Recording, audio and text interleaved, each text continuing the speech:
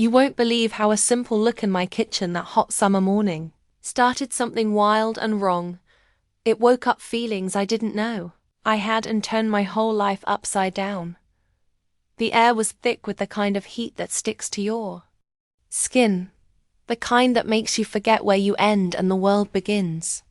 I stood in my kitchen, the hum of the refrigerator a faint comfort against the stillness of the morning. My fingers gripped the knife as it sliced through a peach, juice pooling on the cutting board, sweet and sticky. I was 34, married for 7 years to a man who was everything you'd want on paper. Stable, kind, predictable. But predictable can hollow you out, leave you staring at your reflection, wondering when you stop feeling alive. That's where I was, caught in the quiet ache of a life I'd chosen, but no longer recognized when everything changed. My name is Lauren Harper, and I never thought I'd be the kind of woman to unravel like this. I used to hear stories of forbiddance, desires and scoff, certain I was above it all. That life has a way of creeping up on you, slipping through the cracks of your resolve until you're standing in a moment you can't undo. My husband David was a good man, the kind who paid bills on time and never forgot to mow the lawn. But he didn't see me, not the way I needed.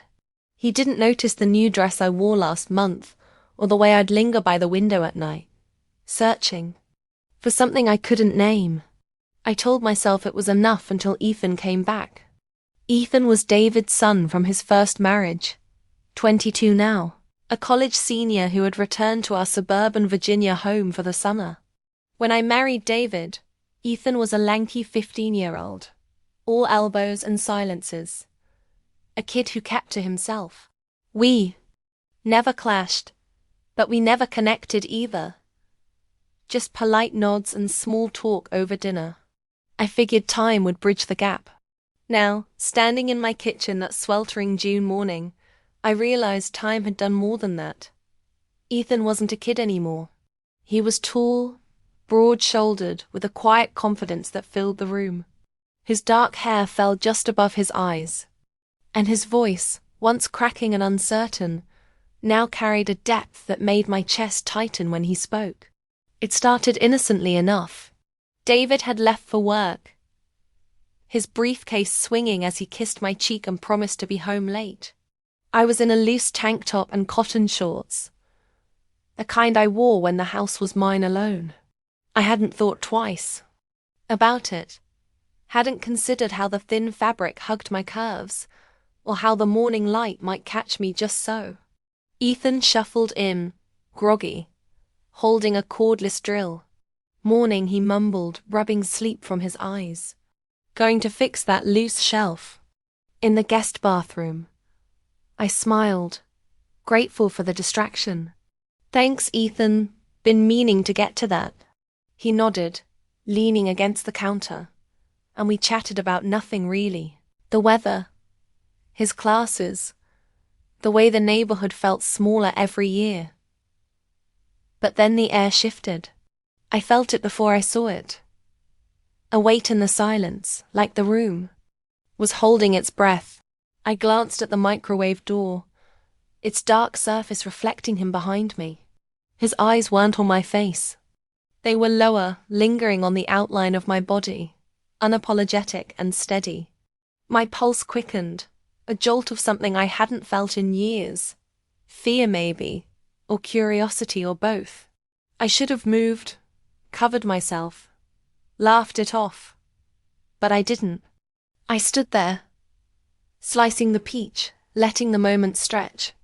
The drill slipped from his hand, clattering against the tile, and we both jumped. Sorry, he stammered, cheeks flushing as he bent to pick it up. Slipped.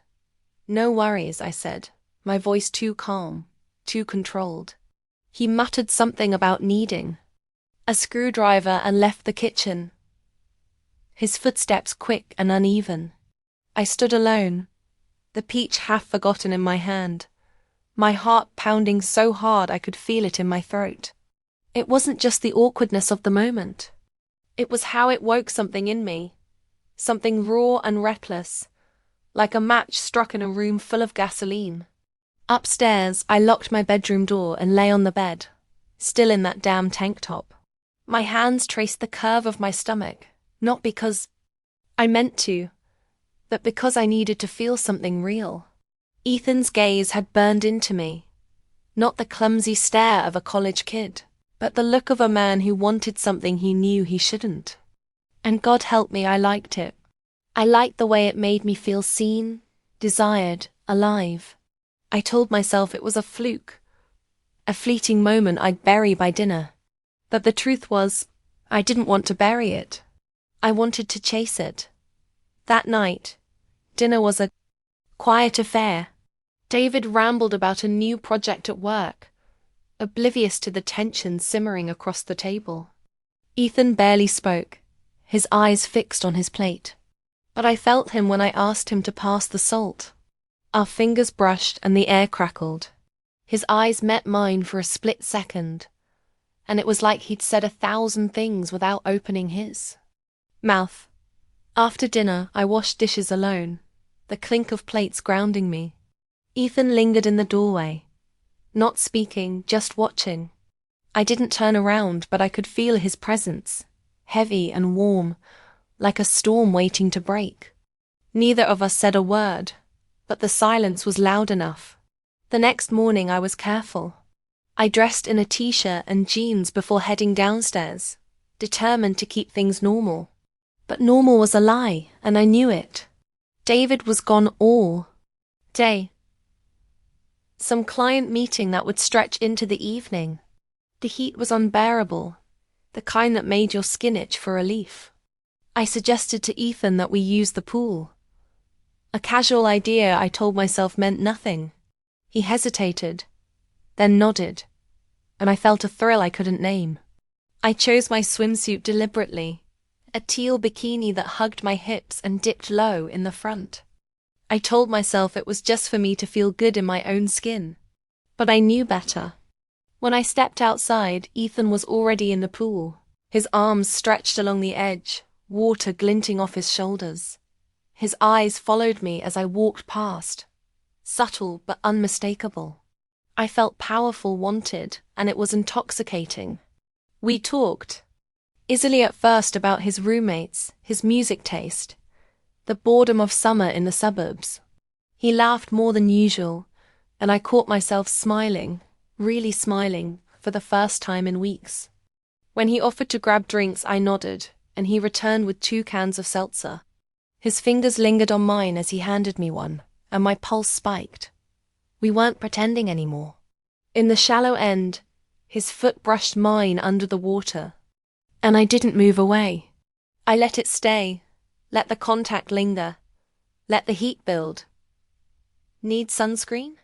He asked later, his voice casual, but his eyes anything but. I nodded before I could think better of it. He moved behind me, his hands slow and deliberate as he rubbed lotion into my shoulders, then lower, tracing the curve of my spine. His touch was careful, respectful, but it was more than that. It was intimate, like he was memorizing me. I closed my eyes, my breath shallow, my skin alive under his hands. When he finished, he didn't step away, and I didn't want him to. Later, as I stepped out of the pool, I tripped on the concrete edge, a clumsy stumble that could have sent me sprawling. Ethan caught me, one arm around my waist, the other gripping my wrist.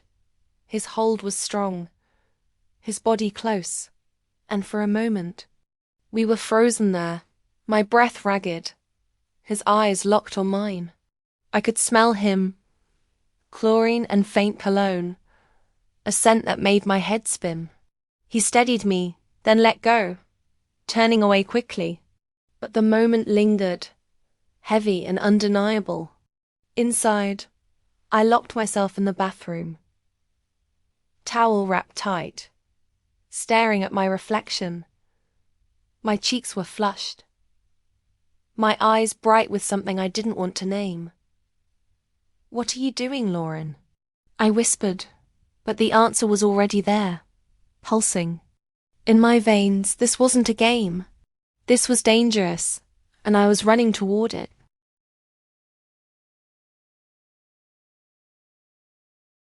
By dinner, I'd convinced myself to let it go. I texted David, asked if he wanted leftovers saved, tried to anchor myself in routine. But Ethan walked into the kitchen shirtless, hair damp from the pool, and asked if I needed help with the vegetables. I should have said no. Instead, I handed him a knife. We moved around each other like we'd done it forever, but it was different now. His hand grazed my back as he passed. His eyes flicked to my lips mid-sentence. I caught him staring, and he didn't look away. The air was thick with everything we weren't saying. After dinner, he stayed while I washed dishes, leaning against the counter, his presence a quiet challenge. "It's quiet tonight," I said, desperate to fill the silence. "It's not quiet," he replied, his voice low. "I can hear your heartbeat." I froze, my hands still in the soapy water.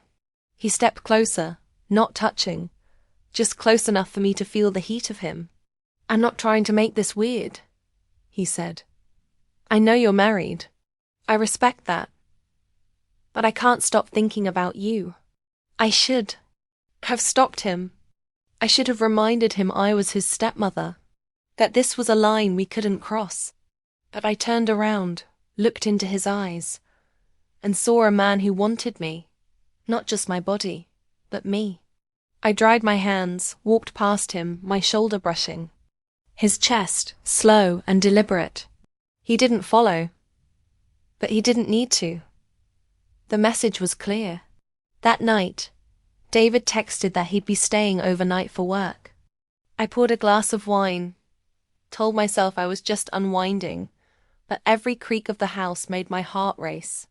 Ethan walked into the living room, fresh from a shower in a grey t-shirt and sweatpants. He asked if I wanted company. I nodded, unable to trust my voice. We sat on opposite ends of the couch, the silence between us alive with possibility. I offered him wine. He accepted, his fingers brushing mine as I handed him the glass. That touch was all it took. "Are you happy?" he asked, his voice cutting through the quiet. I didn't answer right away. My chest tightened, the truth too heavy to speak. "I used to be," I said finally. "Sometimes I still am, but it's routine. I don't feel seen." "I see you," he said, his eyes steady. "I notice everything. The way you bite your lip when you're thinking. The way you laugh. The way you look out the window like you're waiting for something." My breath caught. No one had ever seen me like that. Not even David. Ethan leaned closer, his voice softer now. "I've tried to ignore it, Lauren. I've tried to do the right thing. But I want you. Not just I want to know you. I don't care how wrong it is." I set my glass down. He did the same. When our lips met, it was slow, deliberate, like we'd been waiting forever. His hands found my waist, mine his chest, his heartbeat racing under my palm. When he kissed my neck, I tilted my head back, letting the world fall away. His fingers slipped under my shirt. And I didn't stop him. I wanted him to know me, to feel what I'd been hiding. When it happened, it was deep, controlled, his eyes never leaving mine. He watched me, guided me, and for the first time in years I felt whole. After we lay together, his hand on my stomach, the room warm and heavy. I knew it changed everything. I knew there was no going back. But I didn't regret it. Not then. Not when his fingers traced my skin. Not when he kissed my shoulder and whispered my name like a prayer. The next morning, he was gone when I woke. The sheets still warm beside me.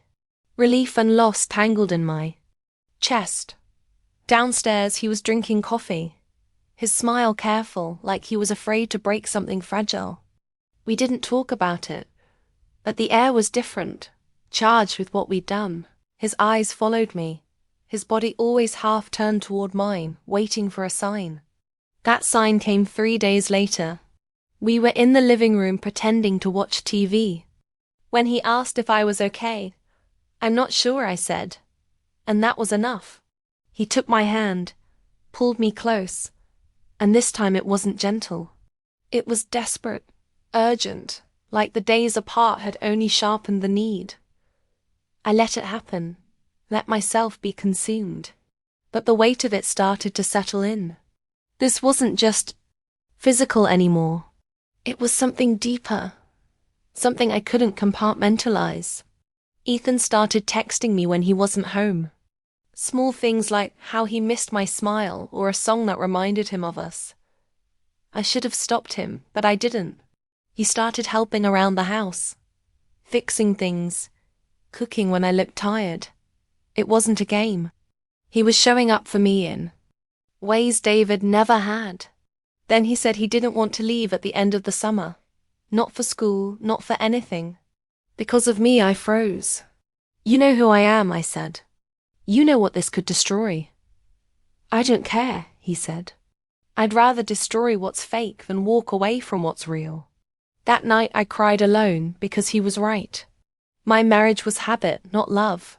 What I had with Ethan was alive, electric, but it was also wrong. The guilt crept in, heavy and relentless. I couldn't look David in the eye. He noticed something was off. Asked if I was okay. I lied. Said it was work. The heat. Anything but the truth. He believed me, and I hated him for it. We got reckless. Stolen moments in the laundry room, the garage, late at night in the hallway. Every second alone was a chance. We couldn't resist. Ethan started sleeping in my bed when David was away.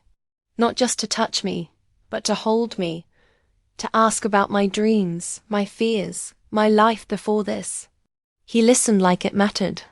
And when he kissed me, it felt like he meant it, that summer was ending. Ethan's classes were starting. He asked what I wanted. Really wanted. I couldn't answer. I wanted him, but I didn't know if I could burn my life down to have him. "I'll wait," he said. But his voice broke, and I knew he wasn't patient. One night, David came home early. Ethan and I were in the kitchen, not touching, but close enough to raise questions. David froze, his eyes narrowing. I smiled too quickly, said we were cleaning up. He didn't push, but the look he gave me said he saw something. Later, he asked if anything was going on. I said no, and it was the last time I lied without flinching. Ethan left 2 days later. We didn't say goodbye properly, just a hug that lingered. A look that said everything. I watched him drive away from the upstairs window, my hand clutching the curtain. He still texts me. Sometimes I answer. Sometimes I don't. It's not over. Not really. I don't know if I'll leave David. I don't know if I'll see Ethan again. But I know what I felt. And it was real messy. Wrong. But real. And that's the part one. Can't let.